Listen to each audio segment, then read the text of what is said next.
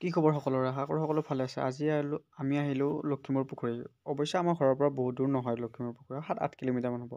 ইয়াতে আজি picnic spot যিহেতু এইটো, সেইটো কাৰণে ইয়াতে প্ৰগ্ৰেমবিলাক হৈ আছে আৰু দৰঙী কলা কৃষ্টি ওজাপালিৰ নিউজত মাতিছে, নিউজ চেনেলত দেখাই আছিলে আৰু ইফালে আহিলোঁ আৰু ইফালে সিফালে ঘূৰি আছোঁ আৰু আমি মানুহ চাব আহিছোঁ, মানুহ চাই আছোঁ আৰু ইফালে যিহেতু এইবাৰ খানা খোৱা নাই আৰু কেমেৰাটো অন কৰি এনেকৈ হাতেদি ধৰি আছিলোঁ, তাত ৰেকৰ্ডিং হৈ আছে। মই পিছে গমেই পোৱা নাই, এতিয়া এডিট কৰিব ওলাওঁতেহে দেখা পালোঁ, যিহেতু লগাই দিলোঁ আৰু ক্লিপটো।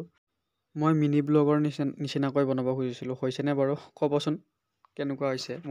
মই একজনেই তেনেকুৱাকৈ খানা নাখাওঁৱে বাৰু, একজনেই মই ঘৰৰ লগতে থাকোঁ, ঘৰৰ পৰিয়ালৰ লগতেই খাওঁ আৰু এনে ফুৰিব আহোঁ আৰু বাৰে এনেকৈ লখিমপুৰ পুখুৰীৰ ফালে ফুৰিব যাওঁ। এইবাৰো আহিলোঁ আৰু ইফালে এইবাৰ অৱশ্যে মানুহ বহুত হৈছে, যোৱাবাৰতকৈ এইবাৰ মই যিমানবাৰ গৈছোঁ আৰু তাতকৈ এইবাৰ বেছিকৈ মানুহ পাইছোঁ আৰু ইয়াতে চাওক পূৰা ডেন্স কৰি আছে একদম, বাপৰে ভাল লাগিলে আৰু যাই।